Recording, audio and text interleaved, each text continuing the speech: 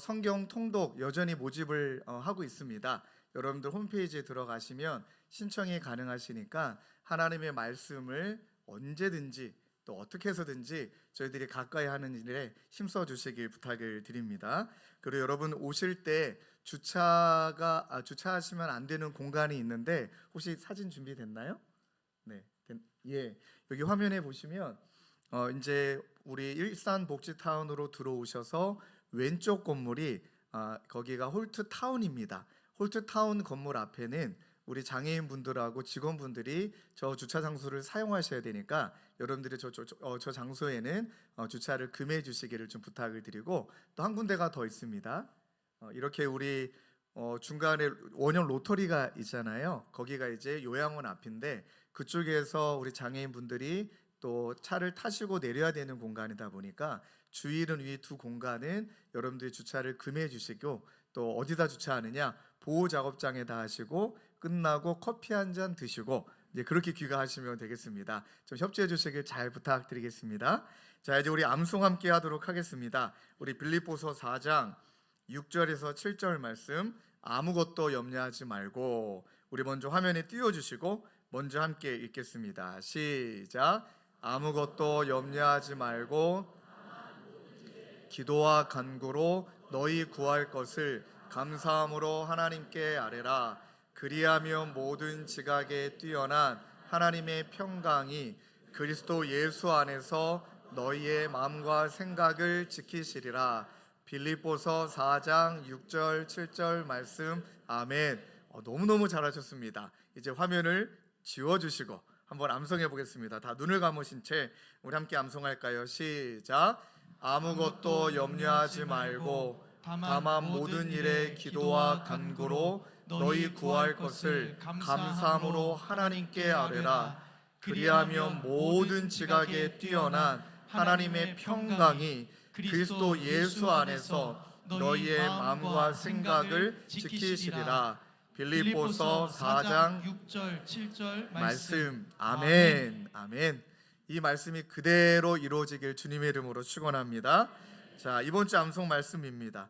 여러분 참 신기하지 않으세요? 그 주간에 했던 말씀이 꼭 그 주간에 나에게 말을 걸고 또 힘을 주시는 것 같습니다. 이번 주는 요한복음 15장 7절입니다. 우리 화면에 띄워주시고 우리 함께 읽겠습니다. 시작. 너희가 내 안에 거하고 내 말이 너희 안에 거하면 무엇이든지 원하는 대로 구하라. 그리하면 이루리라. 요한복음 15장 7절 말씀. 아멘. 이번 주도 열심히 암송하는 가운데 더 깊은 은혜 누리시길 다시금 주님의 이름으로 축원합니다. 자, 이제 우리 하나님 말씀 함께 찾을까요? 여호수아 6장 1절에서 11절까지 말씀입니다. 제가 가지고 있는 성경 구약 성경 325페이지입니다. 제가 1절 읽고 우리 사랑하는 성도님 2절 읽으시고 함께 교독하겠습니다.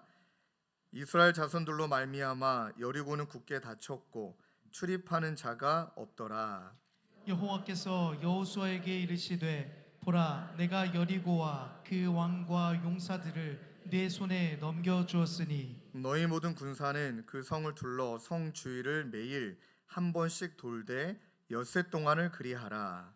제사장 일곱은 일곱 양각 나팔을 잡고 언약궤 앞에서 나아갈 것이요 일곱째 날에는 그 성을 7번 돌며 그 제사장들은 나팔을 불 것이며 제사장들이 양각 나팔을 길게 불어 그 나팔 소리가 너희에게 들릴 때에는 백성은 다 큰 소리로 외쳐 부를 것이라. 그리하면 그 성벽이 무너져 내리니 백성은 각기 앞으로 올라갈지니라 하시매. 눈의 아들 여호수아가 제사장들을 불러 그들에게 이르되 너희는 언약궤를 메고 제사장 일곱은 양각 나팔 일곱을 잡고 여호와의 궤 앞에서 나아가라 하고 또 백성에게 이르되 나아가서 그 성을 돌되 무정한 자들이 여호와의 궤 앞에서 나아갈지니라 하니라. 여호수아가 백성에게 이르기를 마침에 제사장 일곱은 양각 나팔 일곱을 잡고 여호와 앞에서 나아가며 나팔을 불고 여호와의 언약궤는 그 뒤를 따르며 그 무장한 자들은 나팔 부는 제사장들 앞에서 행진하며 후군은 궤 뒤를 따르고 제사장들은 나팔을 불며 행진하더라. 여호수아가 백성에게 명령하여 이르되 너희는 외치지 말며 너희 음성을 들리게 하지 말며 너희 입에서 아무 말도 내지 말라. 그리하다가 내가 너희에게 명령하여 외치라 하는 날에 외칠지니라 하고. 함께 읽겠습니다. 여호와의 괴가 그 성을 한번 돌게 하고 그들이 진영으로 들어와서 진영에서 자니라. 아멘. 오늘 함께 나눈 말씀의 제목을 함께 읽겠습니다. 순종은 믿음의 생생한 증거이다. 너무 길지요? 한번 잘라서 한번 읽어볼까요? 순종은 믿음의 생생한 증거이다. 네, 어떤 분이 이 말씀을 남기셨는데 누군진 찾지 못했지만 그분의 말씀을 말씀의 제목을 삼았습니다. 왜 이 말씀의 제목을 삼았는지 오늘 본문 말씀을 통해서 함께 은혜 나누기를 원합니다.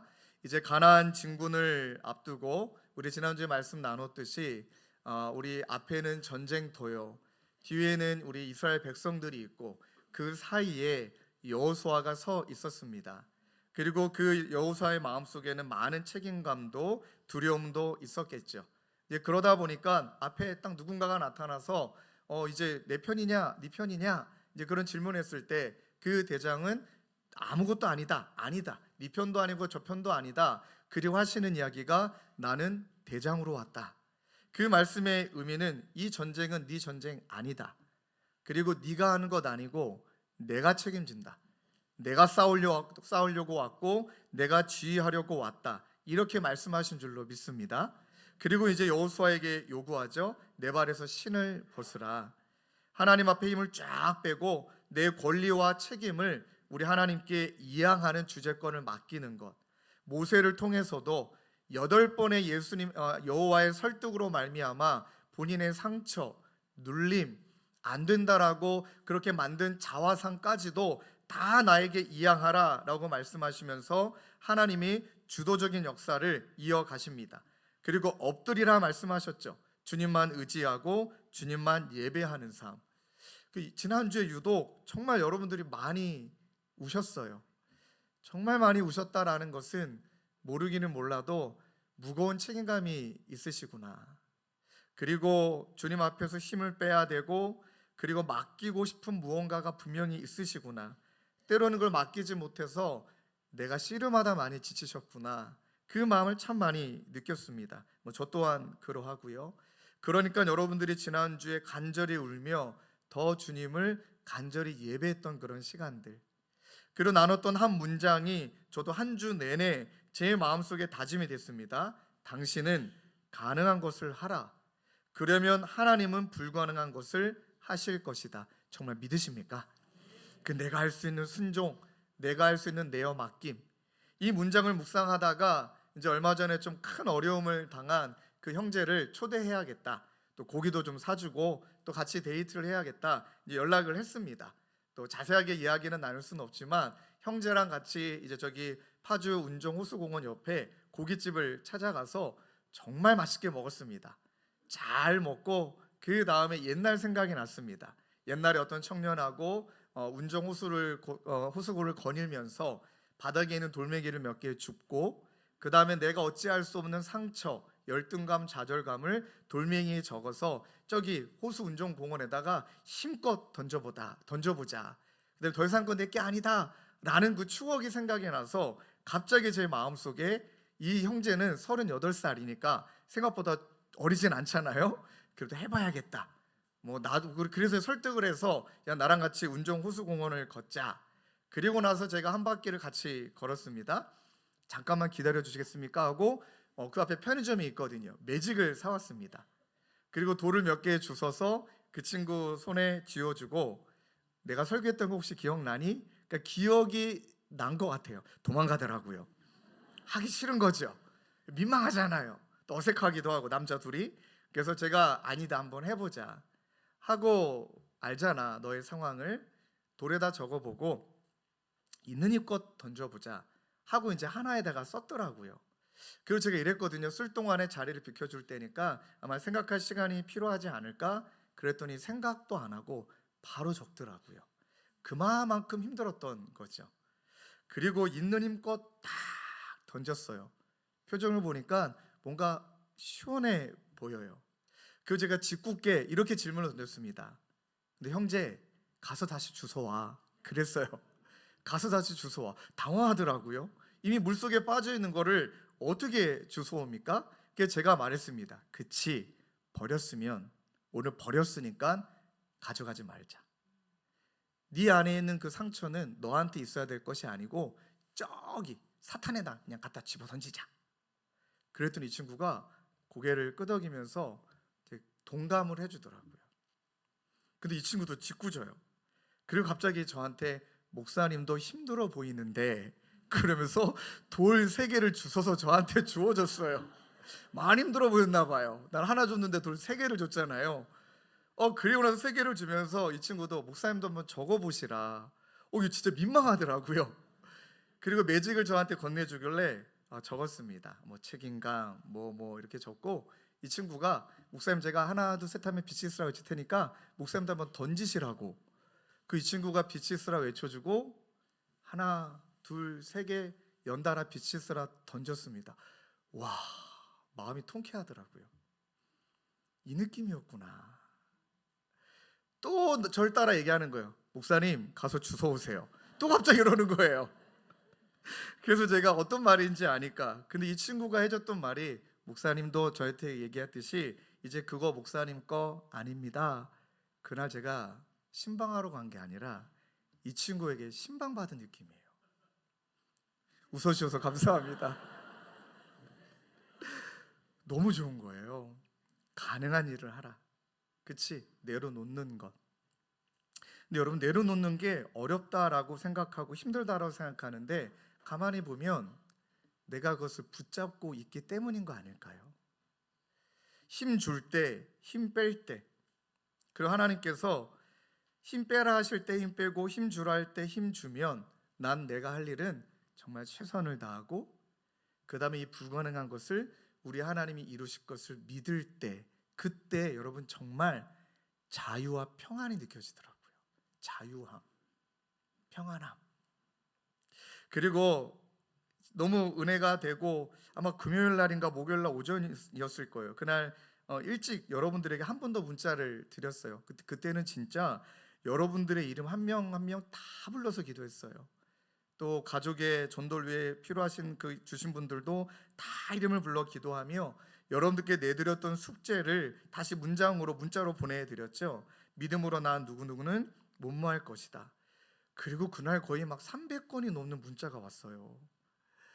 읽는데 그냥 눈물이 나더라고요. 이것 때문에 이렇게 힘드셨구나. 이것을 내려놓기를 원하시고 이것을 은혜 가운데 넘어서기를 원하시는구나. 근데 진짜 여러분들이 허락하신다면 글을 올려드리고 싶어요. 홈페이지에 좀 이렇게 너무 사적인 거 빼고 여러분들이 보시면 너무 막 은혜가 될 것 같아요. 올려도 될까요? 여러분들이 주신 문자 올려도 괜찮을까요? 예, 올려드릴게요.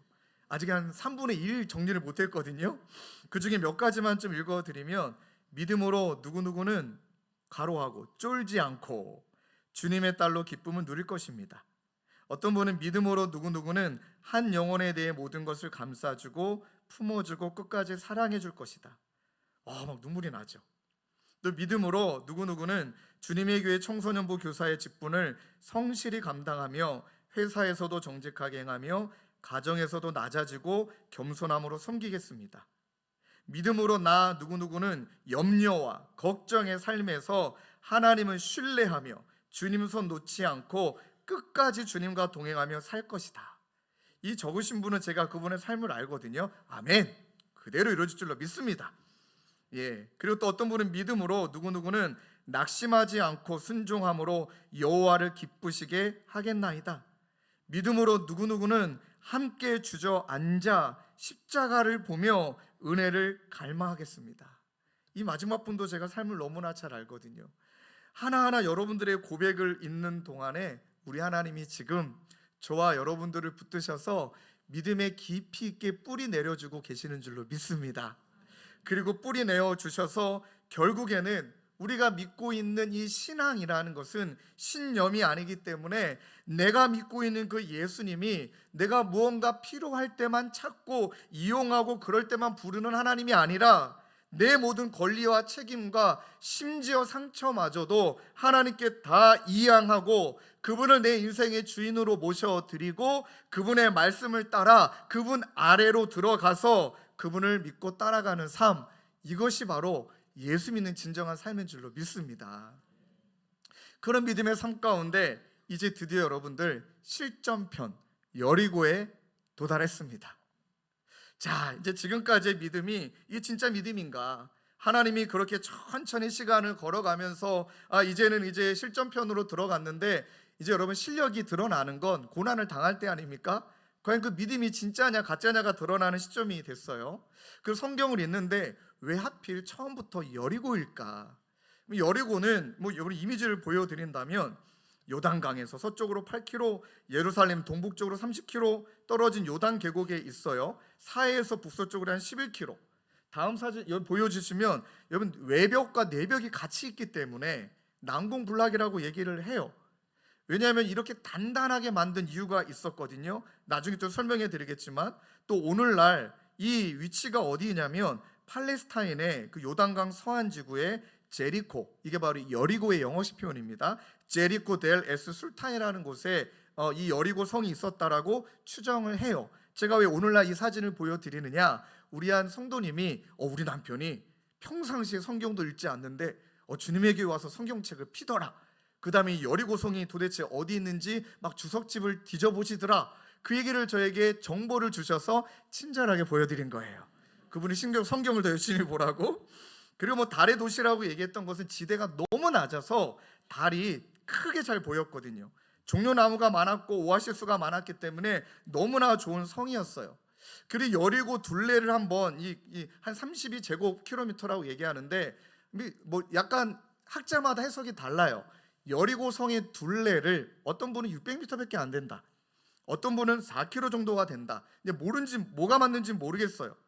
그래도 이제 하루 정도면 충분히 돌 수 있는, 예를 든다면 600m면 여기에서 탄현역 가기 전 3분의 2 지점, 그 다음에 한 4km면 여기에서 풍산역까지, 여기에서 운정역까지 제가 다 재봤습니다. 딱 지도를 재봤거든요. 그 거리를 도는 거예요. 완전히 힘든 건 아니에요. 그렇다고 안 힘든 건 아니죠. 이런 성인데 이 여리고 성이 난공불락이라고 말한 이유는 이 단면 때문에 이해되실 거예요. 한 벽을 보여주실까요? 네. 여기 보시는 그대로 성벽이 얼마나 단단하냐면 일단 옹벽으로 5m. 근데 이 옹벽이 5m는 올라가지도 못해요. 거기에 일단 미끄러운 기름칠을 다 해놨습니다. 올라가다가 주춤할 때 위에서 활을 쏘면 끝나는 거예요. 그리고 올라갔다 쳐봅시다. 또 7m짜리 또 진흙벽돌이 있습니다. 야, 이때는 어떤 공격을 하냐면 이 안쪽에 집들도 있기는 한데 이 안쪽 그 내벽과 외벽 사이에서 이 여리고 성 안에 있는 군사들이 저 벽을 허물어 버려요. 밖에 있는 외벽을, 진흙벽돌을. 그러면 깔려 죽는 겁니다. 그래서 도저히 이거는 깨볼 수 없는 성벽이다, 이렇게 이야기하는 거죠. 근데 그래 질문이 들었던 건 뭐냐면, 하나님, 이제 실력도 아직도 없고 준비도 너무 안 되는데 처음부터 너무나 센 왜 전쟁을 치르게 하십니까? 이 질문이 떠오른 거예요. 좀 단계별로 하시면 안 될까요? 아이성부터, 여리고성은 맨 마지막에. 여러분도 그렇잖아요. 첫 판부터 너무 센 시험을 빠졌다. 왜 그럴까 여러 가지 고민해 보지만 모르겠습니다. 그런데 두 가지 의미인 것 같아요. 맞는지 틀린지 모르겠지만 첫 번째는 지리적으로는 여리고성을 이 요단강 지나자마자 바로 있는 곳이기 때문에 무조건 거기를 뚫고 가야 됩니다. 허리를 뚫고 지나가서 위로 정복하고 밑으로 정복하는 이유도 있겠고요. 두 번째는 이거예요. 첫 판부터 너무 센 건 처음부터 니네 힘으로 할 수 없다라는 확실하게 하나님이 말씀해 주시는 것 같아요. 네 힘으로 할 수 없다. 이 전쟁 네가 할 수는 없다. 이제 그리고 나서 이제 여리고성을 이제 점령하기 위해서 전쟁을 치러야 되는데 이 배경에 보니까 참 생각 외의 이야기들이 펼쳐져요. 일단 6장 1절에 이스라엘 자손들로 말미암아 여리고는 굳게 닫혔고 출입하는 자가 없더라. 왜요? 간담이 녹았잖아요. 그들과 함께 하신 하나님이 얼마나 강한지 그들은 알았잖아요. 그러니까 매우 강력하게 봉쇄하고 나가는 자도 들어오는 자도 없게 만드는 건 이 전략이 있는 거예요. 요새 전략. 이게 어떤 말이냐면 버티기 전략이에요. 강력한 요새 안에 들어가서 굉장히 긴장하며 수비 형태로 공격 태세를 갖추는 거예요. 아주 치밀하고 아주 효율적인 공격인 거죠. 왜냐면 긴장이 되니까 먼저 성공을 못하는 거예요. 후공을 하되 갖추고 있다가. 자, 이제 여기서 보면 우리가 또 한 가지 깨닫게 되는 것은, 일단 여러분, 여리고는 아까 말씀드렸지만 내 힘으로 할 수 없는 것을 상징합니다. 그 오늘날 우리에게 적용한다면 우리 힘으로 도저히 할 수 없는 불가능한 영역이죠. 때로는 관계, 때로는 상처, 때로는 어떤 물질에 대한 어려움들, 여러 가지, 도대체 내 힘으로는 할 수 없다라고 여기는 그거. 근데 여러분 그거 아세요? 사탄은 그것을 아주 옴짝달싹 못하게 움츠리게 만든다는 것. 그렇게 관계 때문에, 상처 때문에 내가 이겨낼 수 없다라는 것을 내가 아는데도 그 상처 안에 동굴에 파고 들어가서 못 나올 정도로 아주 그 안에 갇혀 있게 만든다는 거예요. 이게 또 하나의 의미예요. 내 안에 여리고가 있어요. 이거 무너뜨려야 돼요. 내 힘으로 안 되는데 그 문제를 내가 움켜쥐고 있는 거예요. 그래서 이 움켜쥐고 있는 상태까지 갔을 때에는, 그때는 누가 남이 나를 찌르면 아주 세게 공격이 들어가기도 하고, 그리고 누가 나에게 말 걸지 않기를 원하기도 하고, 도대체 거기에서 벗어날 수 없을 정도로 망가져버린 상태를 말해요. 우리 모두에게 그런 모습들이 하나씩 있지 않겠습니까? 그럼 하나님은 이 어리우송 앞에 우리를 직면케 하셨고, 직접 칼을 빼들어서 대장으로 오셨고, 그럼 하나님께서 무언가 멋진 전략을 펼치셔야 되는데 이건 아무리 생각해도 좋은 전략은 아닌 것 같아요. 상식과 이성에 근거한다면. 왜요? 2절에 이렇게 말씀하시죠. 여호와께서 여호수아에게 이르시되 보라, 내가 여리고와 그 왕과 용사들을 내 손에 넘겨 주었으니. 여기서 핵심은 보라예요. 똑똑히 봐라, 명확히 봐라, 눈을 들어 봐라. 내가 여리고와 그 왕과 용사들을 내 손에 넘겨줬다. 여러분, 내 손에 넘겨줬다라는 것은 승리가 가장 확실하게 이루어진다라는 완벽한 표현이에요. 네 손에 넘겨줬다. 하나님의 은혜가 이렇게 약속이 선포되었죠. 그런데 이 선포된 것 앞에 전제가 붙어요. 보라, 보라, 보라. 지금 2명이 주무시고 계기 때문에 눈 떠서 보라. 육신의 눈으로는 안 돼요.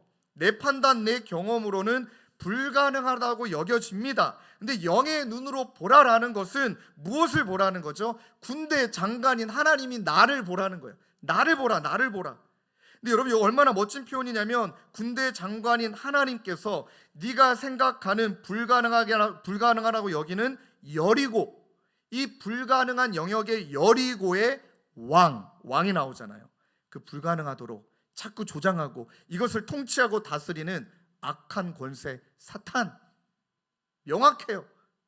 이것을 다스리고 있는, 불가능하다고 말하고 너를 옴짝달싹 못하게 만드는 통치자 왕 사탄, 그 권세가 부리는 용사들, 그건 귀신들을 말하겠죠. 좀 표현한다면 여러분, 사탄이 얼마나 전략이 많아요. 상처, 오 이겨냈네. 낙심, 오 이겨냈네. 회의감, 얼마나 전략이 많아요. 그게 바로 여기서 말하는 이 악한 자가 부리는 용사들. 그러니까 A를 공격하는데 버텨냈다. 그럼 사탄에는 B가 있습니다. 그럼 플랜 B만 있습니까? C가 있습니다. C를 이겨내면 D가 있습니다. 계속 준비하고 있어요. 바로 그렇게 장애의 물을 우리 가운데 앞에 두고 있는 그 상황에 하나님이 말씀하십니다. 내 손에 넘겨줬다. 그 권세 내가 쥐어틀고 있다. 내가 멸할 거다. 그러니까 지금까지 내 인생에 쌓아온, 켜켜이 쌓아온 네 경험이나 네 알량한 지식이 네 승리의 요인이 돼서는 안 된다. 그 네가 살아왔던 그것을 가지고 신념 가지고는 안 된다, 이 말이에요. 믿음과 신념의 차이가 명확하잖아요. 신념은요, 자기 확신입니다.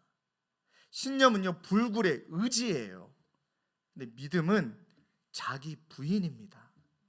믿음은 순종입니다. 결국엔 내가 남는 것이 아니라 하나님이 남게 하는 것이 믿음이라는 것이죠.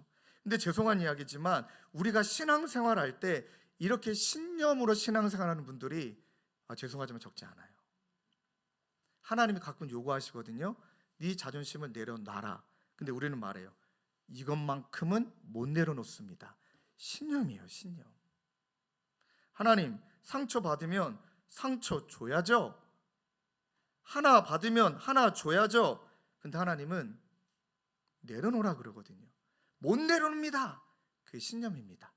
그게 신념이 고집이 되고 고집이 아집이 돼서 때로는 상처 덩어리가 되기도 하고 누구의 말도 듣지 않는 그런 배꼽 증후군, 어린 아이들이 그 배꼽을 보면서 아무것도, 배꼽 만지면서 아무것도 신경 안 쓰듯이 그런 영적인 배꼽 증후군에 빠질 수가 있다. 그 말씀하시는 거예요. 믿음이다. 꼭 기억해라. 믿음이다. 네가 믿음의 눈으로, 영의 눈으로 믿음의 대상인 나를 바라보는 것이다. 이 말씀을 강조하고 계신 겁니다. 여러분, 히브리서 11장 1절 2절에 이 말씀을 명확하게 해석을 해주시죠. 믿음은 바라는 것들의 실상이요 보이지 않는 것들의 증거니 선진들이 이로써 증거를 얻었느니라. 여러분, 이 말씀을 히브리 신학자, 그 다음에 원어 신학자가 분석한 책을 읽었는데 너무너무 공감이 돼요. 그대로 따와서 제가 한번 설명을 드릴게요. 믿음은 바라는 것들의 실상인데 여기서 말하는 실상이라는 단어는 히포스타시스, 즉 몸모 아래 두다, 몸모 아래 서다, 몸모 아래 있다, 밑바닥까지 내려가다, 밑바닥까지 내려가 보니 가장 기초가 되는 것이 무엇인지 안다, 이런 뜻이래요. 그리고 믿음이라는 것은 가장 우리가 소망하고 있고 우리가 믿고 있는 것에 밑바닥까지 들어가다 보면 거기서 우리가 발견하는 대상은 다른 것 아니고 하나님이다, 이렇게 말씀하세요. 내가 소망하는 것, 내가 믿고 싶은 것, 그것들의 밑바닥 내려가서 더듬어서 만져지는 것이라고는 하나님이어야 한다. 출발점이 하나님이어야 되고 기초가 하나님이어야 한다, 이렇게 해석하는데 너무 맞습니다. 사랑하는 성도님들, 우리의 소망의 근거는 하나님이신 줄로 믿습니다. 우리의 믿음의 근거는 환경과 상황이 아니라 하나님이신 줄로 믿습니다. 그런 믿음이라는 건 우리가 소망하고 있고 바라는 것들의 가장 출발점과 기초가 하나님이십니다 라고 고백하는 게 믿음이라는 거예요. 두 번째는요, 보이지 않는 것들의 증거다라고 말하는데 이거는 여러분 정확하게 문학적으로 그 당시에 문학적인 해석이 필요하다는 거예요.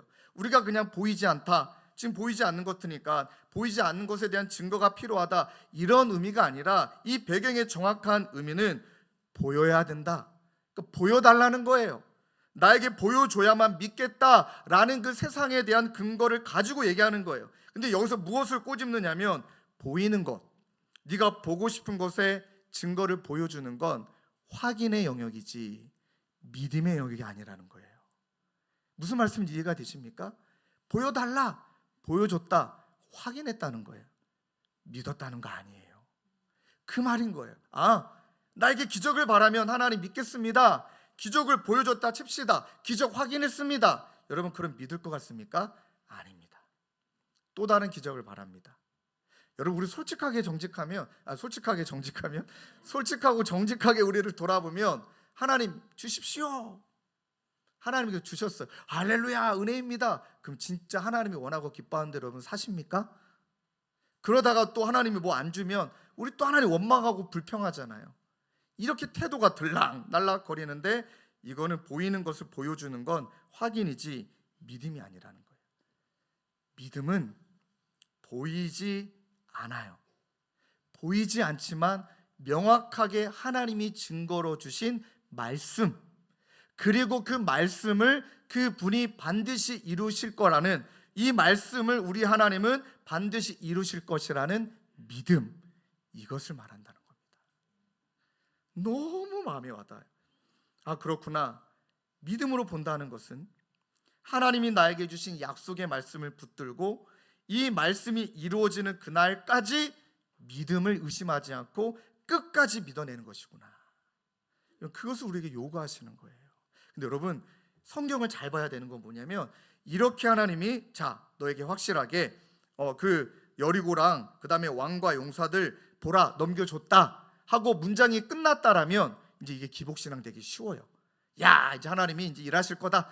야, 하나님 약속 주셨으니까 이제 행하실 거다. 야, 이제 무턱대고 막 나아가자. 이렇게 되면 안 되고요. 이 문장이 거기서 끝나지 않고 바로 3절 문장하고 연결되어지고 3절이 완결되는 문장이에요. 자, 믿음 이후에 무엇을 말씀하시느냐? 3절 화면에 띄워주시고 함께 읽겠습니다. 시작. 너희 모든 군사는 그 성을 둘러 성 주위를 매일 한 번씩 돌되 엿새 동안을 그리하라. 이건 딱 느낌 오시죠? 그리하라. 믿음에 대해서 우리 가운데 하나님 행하실 것 약속을 이미 주셨어요. 근데 그 약속을 주신 다음에 전혀 생각지도 못하는 전투 방식도 아니고 매일 한 바퀴씩 6바퀴를 돌고 마지막 7바퀴 돌고 13바퀴를 돌아야 되고, 그러니까 가만히 성경을 보니까 앞에 무장한 군사가 서고 그 다음에 양각 나팔을 잡고 있는 7 제사장이 서고 그 뒤에 언약궤를 메고 그 뒤에 후군이 서고 그렇게 삥삥 돌라는 거예요. 나팔을 불면서. 야, 그럼 여러분 이거 생각해야 되는 게 뭐냐면 이게 전쟁에 맞는 방식이냐는 거예요. 이거 아무리 생각해도 이건 아니잖아요. 우리의 상식이 없다 할지라도 우리가 뭐가 없다 할지라도 이거는 진짜 아니잖아요. 근데 하나님 뭘 요구하신지 아십니까? 그렇게 얼토당토하는 걸 말하고 그 다음에 말씀하셔요. 그리하라. 그냥 어떤 말도 없어요. 그리하라. 순종하라는 겁니다. 여러분, 믿음이 저도 아직은 너무 안 되지만 그 믿음이 진짜 열매를 맺히려면, 그 믿음의 실상을 경험하려면 무턱대고 믿는 게 아니라 그 믿는 것을 내가 순종으로 살아내야 한다는 거예요. 순종으로 살아내야 된다는 거예요. 그럼 생각해 보겠습니다. 자, 한 바퀴. 그래도 오늘 정탐하는 느낌인가 보구나. 자, 이제 2바퀴. 그러면 이제 약간 은근슬쩍 벽돌 하나가 좀 떨어지고 좀 이렇게 성에 금이 가고 약간 이런 느낌이 들면 할렐루야. 야, 근데 3일째 되는 날, 한쪽 벽이 무너져 있고 4일째 되는 날 막 그들이 죽어 있고, 우리가 이런 걸 바라지 않나요? 근데 여러분 기억하셔야 되는 건 끝까지 마지막 날까지 13바퀴를 돌기 전까지 아무 일도 일어나지 않았어요. 쉬울까요?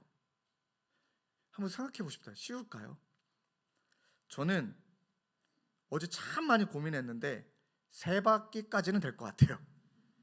3세번이니까 4바퀴 때는 입 요만큼 나와가지고 할 것 같아요. 하나님 이게 뭡니까? 뭐 증거라도 보입니까? 확인이라도 시켜줘야죠. 아무것도 안 보이는데 돌라고요?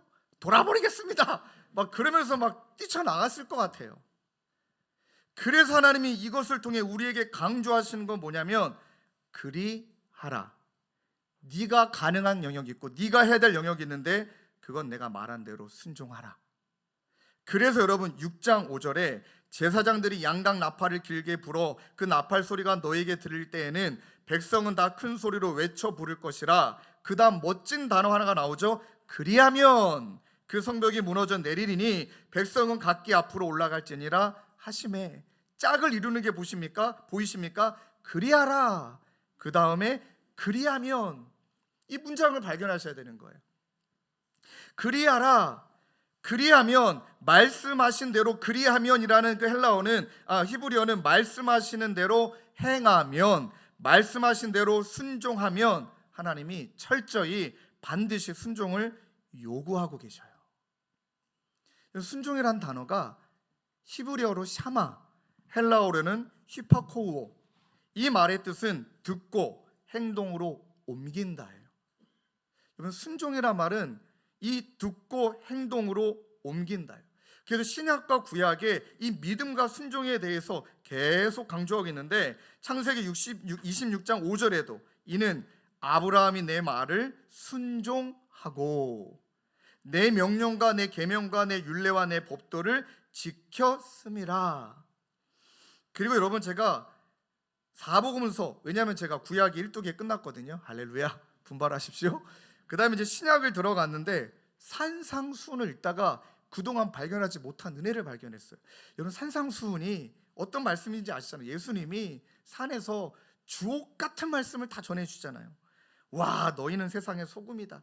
애통하는 자는 복이 있다. 노하지 말라, 간음하지 말라. 그다음에 은밀히 구제하고 금식 보물 하늘에 쌓아두고 비판하지 말고, 주옥 같은 말씀을 하나님이 다 산상수훈에서 전하신 다음에 그 산상수훈이 여러분 어떻게 매듭지어지는지 아십니까? 그 말씀이 7장 24절 27절에 나와요. 정말 의미가 있습니다. 그러므로 누구든지 마치 지금까지 말씀하신 모든 상상수훈의 말씀들을 다 모아서, 그러므로 누구든지 나의 이 말을 듣고 행하는 자는 그 집을 반석에 지은 지혜로운 사람 같은데, 나의 이 말을 듣고, 여러분 공통점 다 들었어요. 다 들었는데 행하지 아니하는 자는 집을 모래에 지은 사람 같으니 비가 내리고 창수가 나고 바람이 나고 하여튼 고통은 한꺼번에 오잖아요. 그 집에 부딪힘에 무너지는데 무너짐이 심하니라.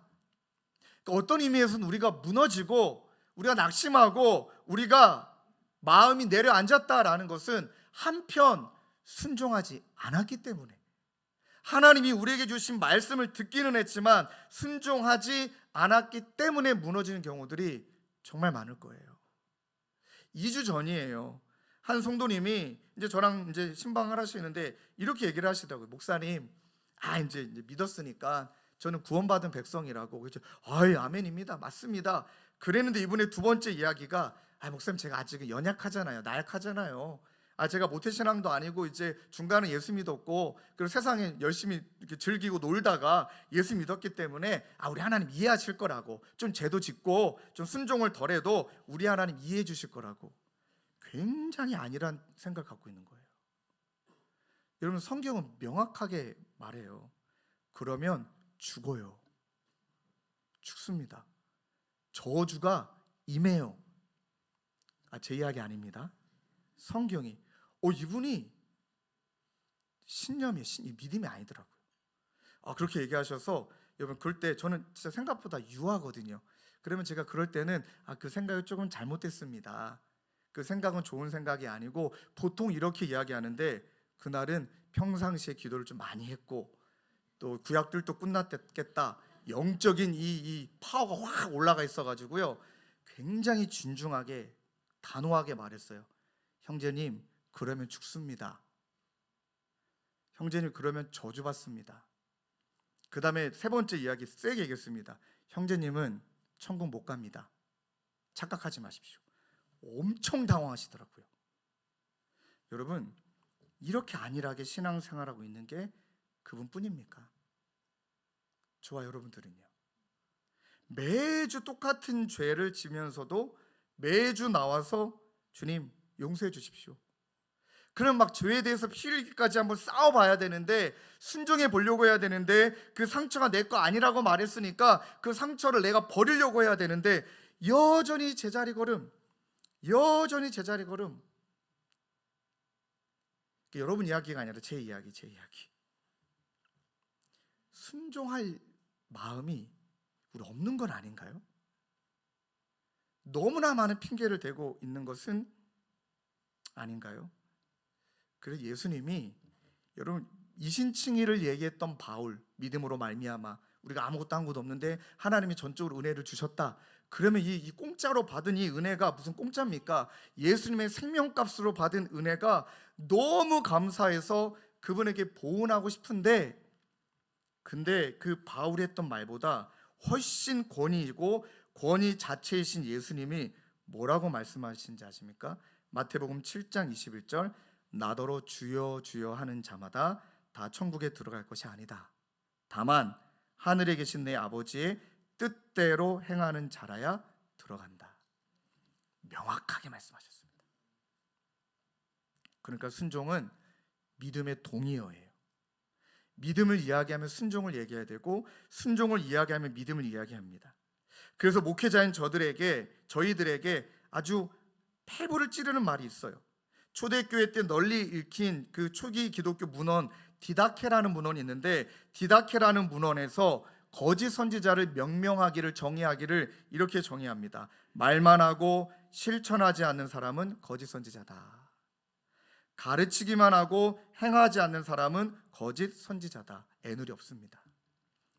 저를 포함해서 많은 목회자들이 거짓 선지자화 되어 있는 상황이 정말 많을 겁니다. 이를 악물고 순종하지 않으면 거짓 선지자다. 이런 거예요. 천국 가고 싶은데 갑자기 막 나는 지옥으로 가고 있어요. 이를 빡빡 알면서 들으면서 하나님, 제가 어떻게 사셨는지 알잖아요. 하나님 어떻게 사역했는지 알잖아요. 근데 하나님이 말씀하시는 거예요. 난 너를 모른다. 널 위해서 했지. 날 위해서 했니? 행했니? 믿었니? 믿은 대로 살았니? 그리고 하나님의 애누리 없어요. 이런 말씀 앞에 어떻게 보면 좋은 믿음이 좋은 열매를 맺듯이 이 믿음이 좋은 순종을 내야 되는데, 성경은 계속 강조해요. 로마서 16장 26절에도 이제는 나타내신 바 되었으며 영원하신 하나님의 명을 따라 선지자들의 글로 말미암아 모든 민족이 믿어 순종하게 하고,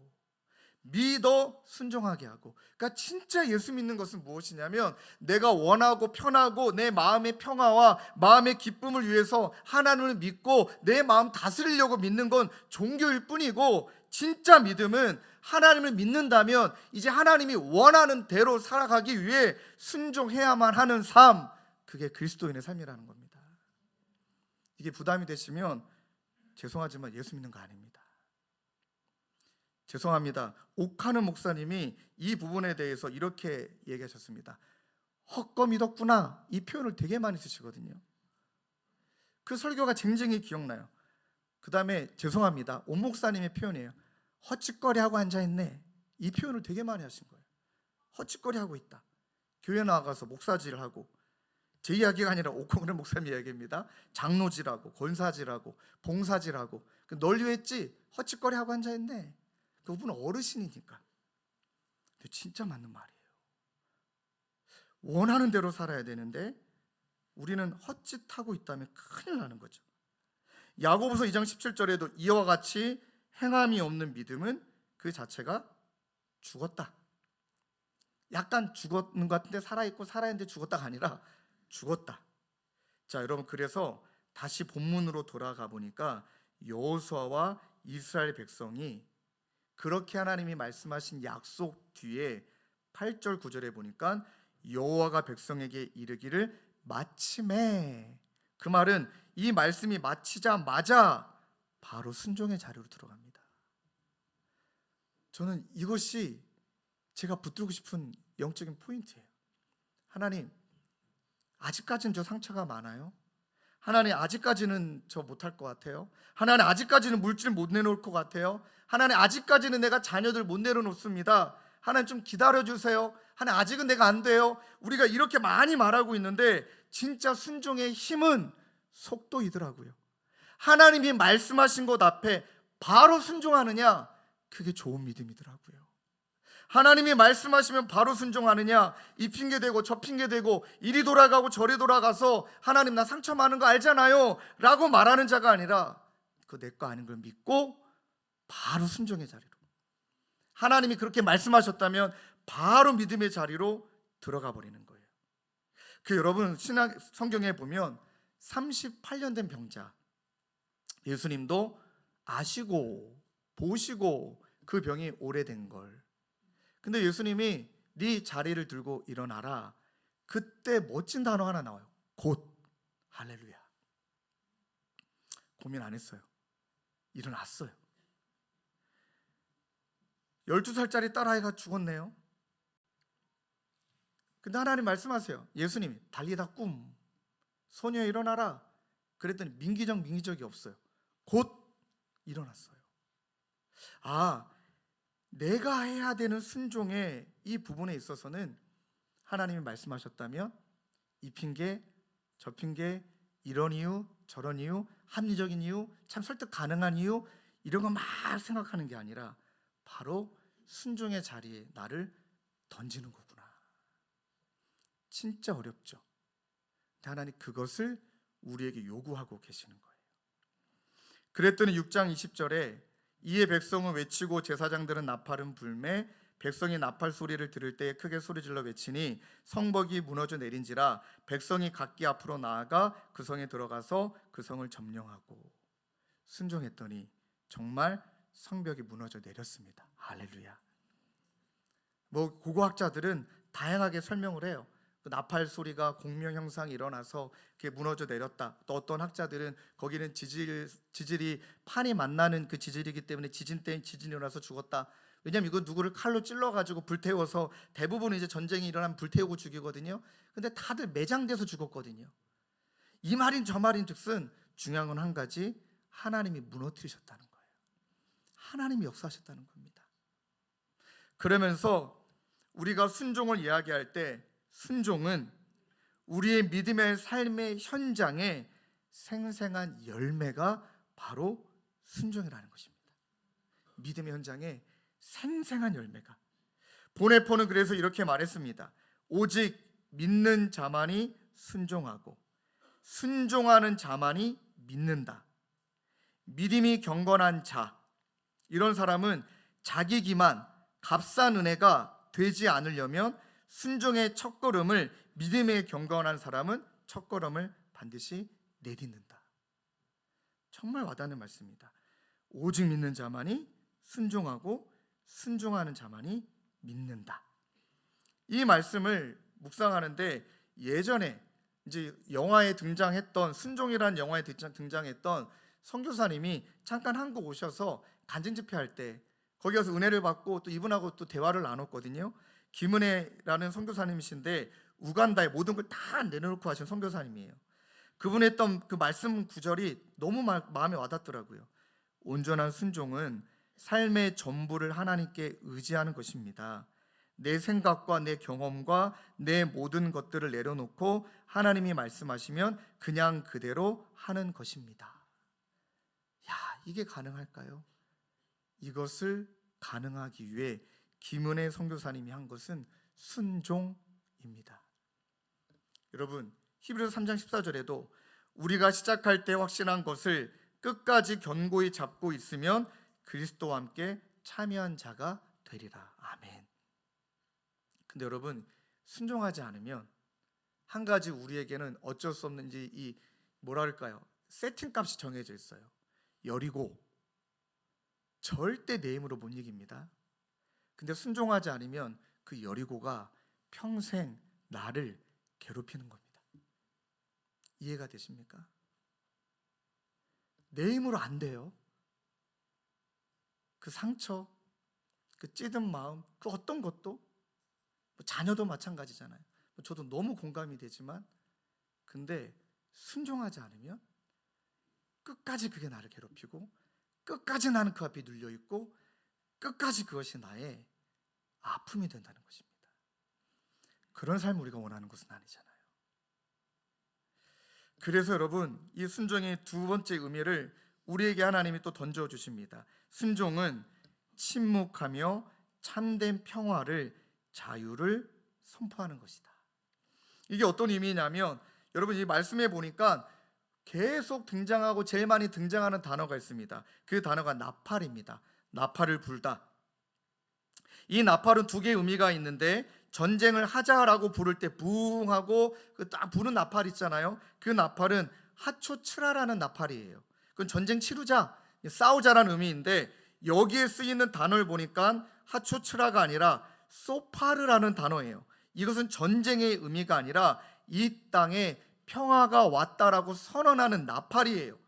아론의 후손들이, 이 제자들이 소파르라는 나팔을 불면 희년이 선포됩니다. 이제는 쉬어라, 이제는 자유다, 이제는 해방이다, 그로 말미암아 평화를 누려라 라는 나팔이에요.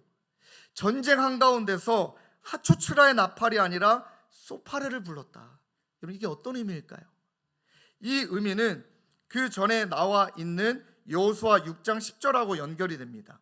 여호수아가 백성에게 명령하여 이르되 너희는 외치지 말며 너의 음성을 들리게 하지 말며 너희 입에서 아무 말도 내지 말라. 그러하다가 내가 너에게 명령하여 외치라 소파르 외치라 하는 날에 외칠지니라.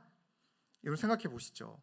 40년 동안 불평불만 때문에 광야로 돌았습니다. 불평불만 때문에 애굽에 종살이했습니다. 불평과 불만이 아주 그냥 뼛속 깊이 있는 그들에게 하나님이 너무나 잘 아시기 때문에 말하지 마 말씀하신 거예요. 입에 내지도 마. 그 불평과 불만과 네가 살아왔던 그것들 행여 입 밖에 내지도 말고 너는 침묵해. 힘들어도 침묵해. 이 말은 뭘까요? 지속적으로 순종하라는 거예요.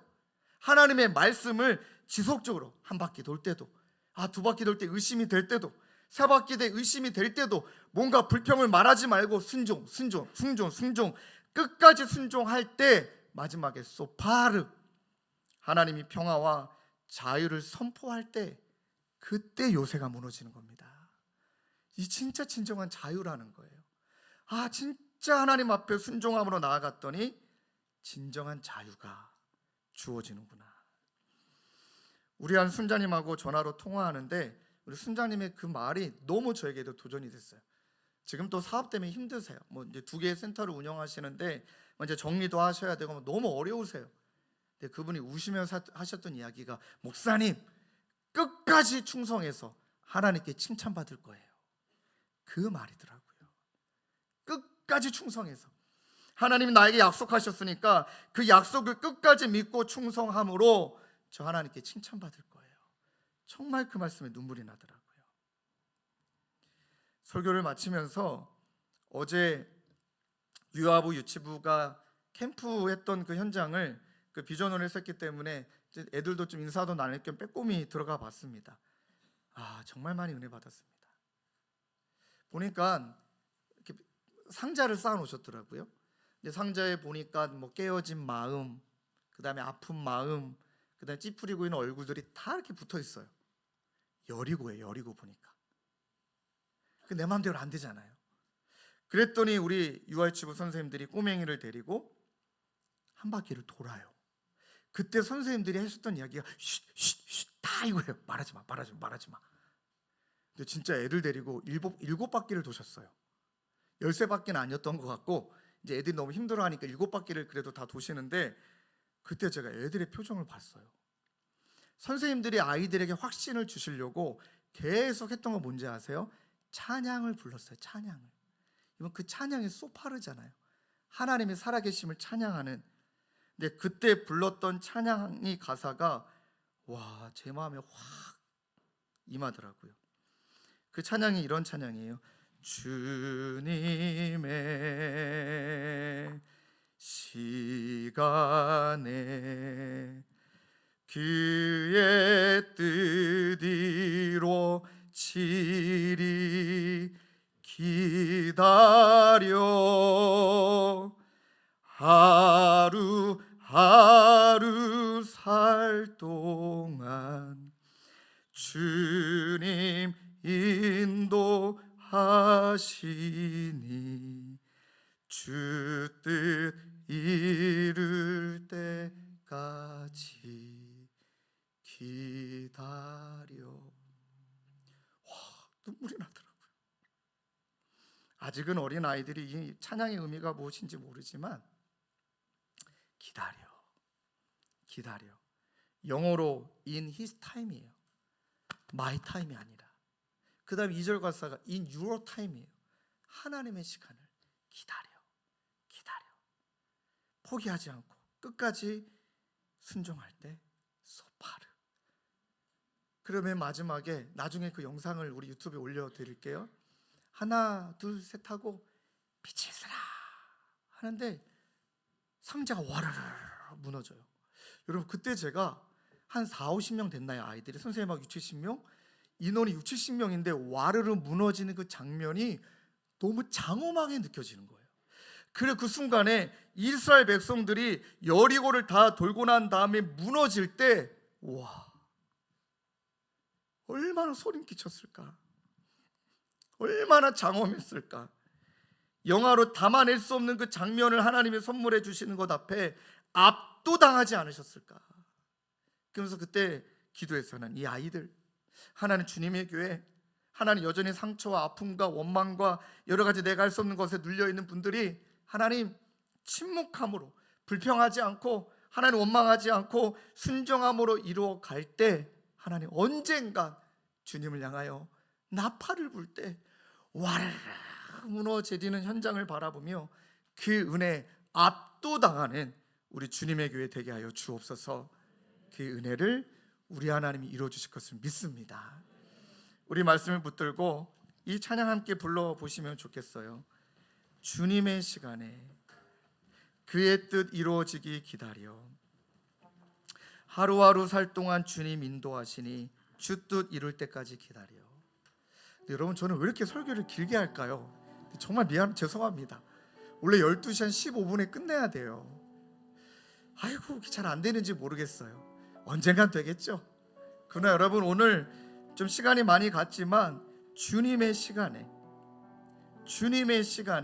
그의 뜻이 이루어지기를 기다려. 우리 진짜 잠잠히 이 찬양을 하나님 침묵함으로, 정말 주님의 살아계심을 믿음으로, 아버지 하나님 정말 끝까지 이 평화를 누리기 위해 그렇게 믿음으로 나아가겠습니다. 우리 그 마음으로 함께 찬양하며 나아갑시다.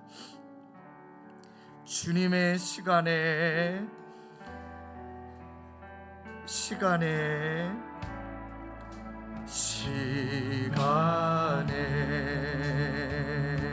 그의 뜻 이루어지기 기다려. 그의 뜻 이루어지니 아멘. 기다려. 하루하루 살 동안 하루하루 살 동안 주님 인도하시니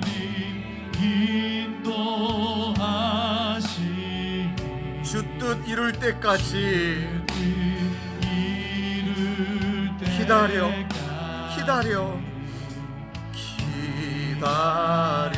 찬양하실까요? 기다려 그때를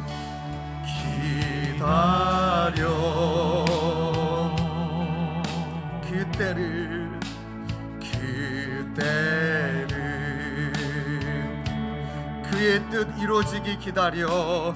그의 뜻 이루어지리 기다려.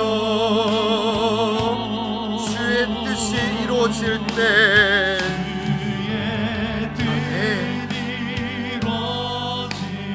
우리들의 모든 것 아름답게 변하리.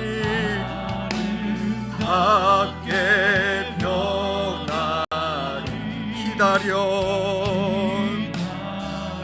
하루하루 살 동안 주님 인도하시니 하루하루 살 동안 주님 인도하시니 주 뜻 이룰 때까지. 아멘. 기다려. 다시 한번 이렇게 고백하실까요? 주의 뜻이 이루어질 때 주의 뜻 이루어질 우리들의 모든 것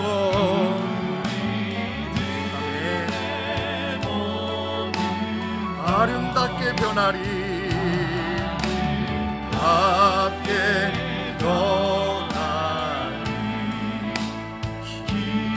우리 이어서 찬양할까요? 내가 믿고 또 의지함은 내가 믿고 또 의지함은 내 모든 형편 아시는 주 늘 보호해 주실 것을 나는 확실히 아네. 나는 확실히 내가 믿고 또 의지함은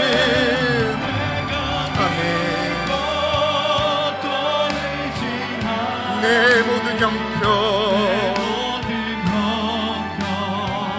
하시는 주. 아멘 아멘.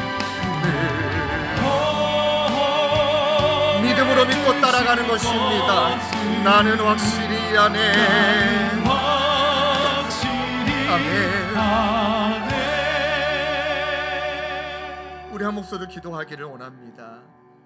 나는 믿노라 말하고 나는 순종하고 있지 않은 것은 아닌지, 나는 내가 순종할 수 있을 것만 순종하고 내 욕심, 내 정욕, 내가 참 즐기고 싶은 이 땅의 것, 그게 너무 좋아서 그것은 피하고 선택적인 순종하고 있는 것은 아닌지.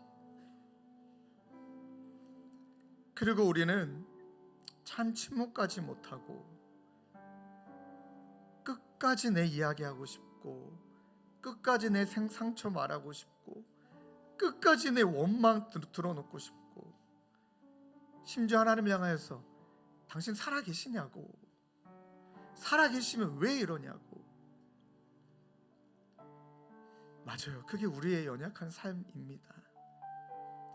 그런데 이번 한 주만큼이라도 불평, 불만, 우리의 본성에 기인한 뼛속까지 너무 익숙해져 있는 그 방식이 아니라 침묵, 또 순종하고 또 순종하고 끝까지 순종할 때 힘이 들어가죠.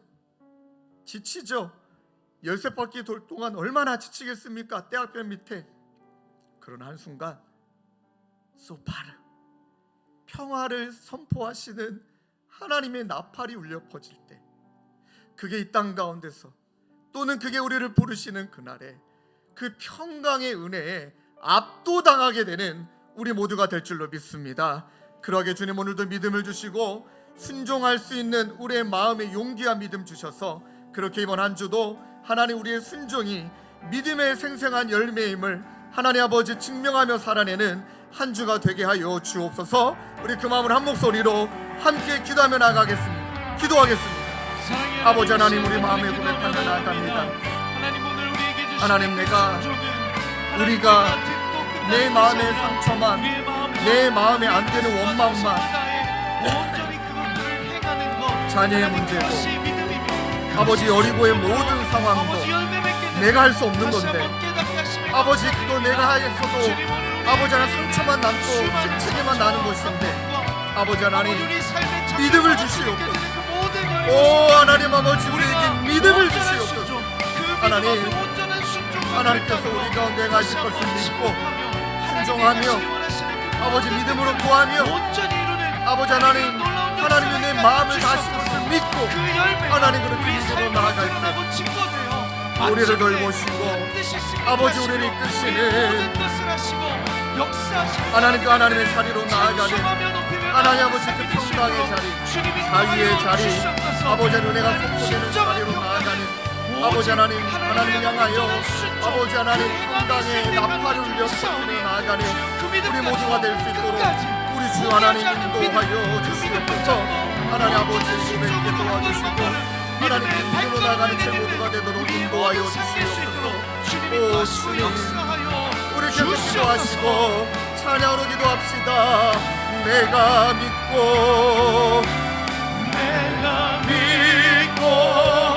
또 의지하는 내 모든 형편 아시는 주님 늘 보호해 주실 것을 나는 확실히 아네. 우리 모두 자리에 일어나서 찬양합시다. 내가 믿고 또 의지하네.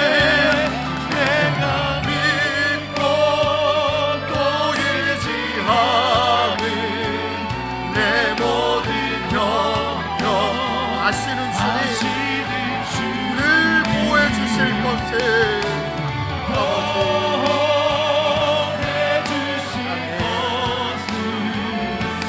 나는 믿음으로 고백합시다. 나는 확실히 아네. 나는 확실히 한 번 고백합시다. 나는 확실히 아네.